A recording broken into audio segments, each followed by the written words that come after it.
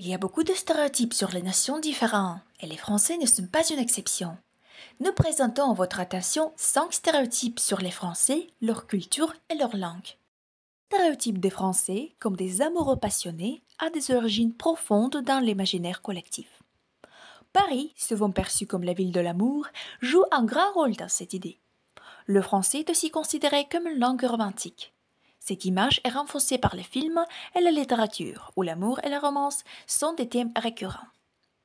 Les Français ont la réputation de s'exprimer de manière élégante, avec des mots doux ou des gestes subtils, ce qui peut donner l'impression qu'ils flirtent. C'est aussi en partie dû à des habitudes culturelles, comme les compliments ou les souris, qui peuvent paraître plus fréquents qu'ailleurs.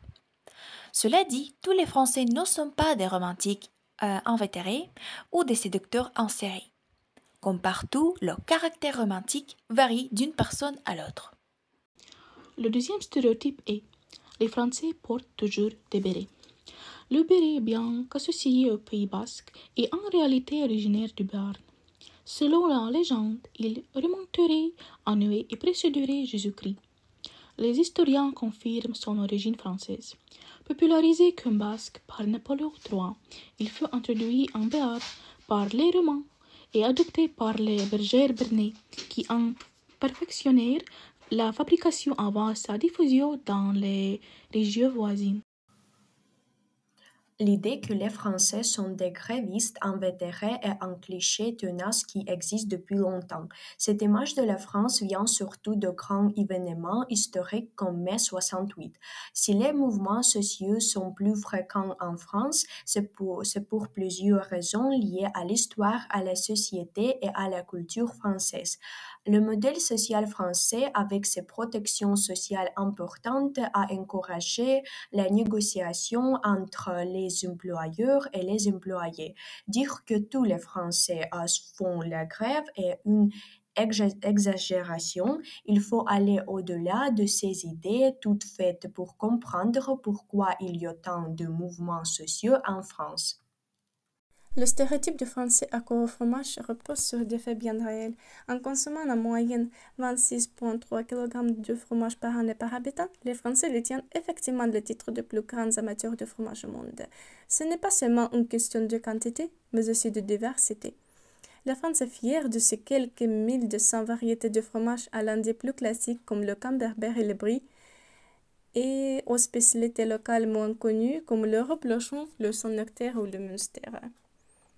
Chaque région offre des fromages qui reflètent le terroir, rendant l'expérience ancrée dans la culture. Le fromage est une institution en France, souvent servi entre le plat principal et le dessert et accompagné de vin pour enrichir les saveurs. Sur le plan économique, la France est le deuxième exportateur mondial de fromage, juste après l'Allemagne, mais importe peu montrant son attachement aux produits locaux. Ce stéréotype, bien qu'amuse, révèle un véritable amour national pour cet aliment qui incarne l'art de vivre à la française. Il existe un stéréotype largement répandu selon lequel les Français sont de fervents lecteurs. Dans l'imaginaire collectif, on les imaginait assis dans des cafés en livre à la main, plongés dans des romans classiques ou des essais philosophiques. Ce cliché est alimenté par la réputation de la France comme pays de la culture et de la littérature. En effet, de nombreux auteurs emblématiques tels que Victor Hugo, Marcel Proust et Simone de Beauvoir ont marqué la littérature mondiale.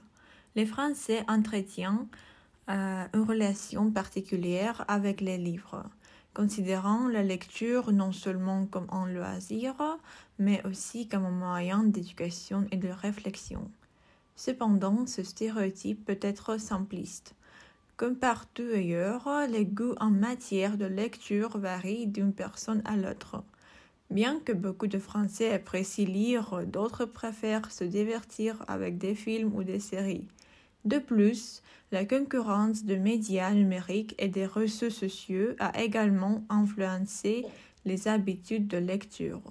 Ainsi, même si l'image du Français amoureux de livres est séduisante, il est important de reconnaître la diversité des pratiques culturelles et des préférences individuelles au sein de la population française. Et maintenant, nous pouvons voir que la plupart des stéréotypes sur les Français sont faux. Alors, ne vous laissez pas berner par des idées fausses et créez votre propre vision de cette belle nation.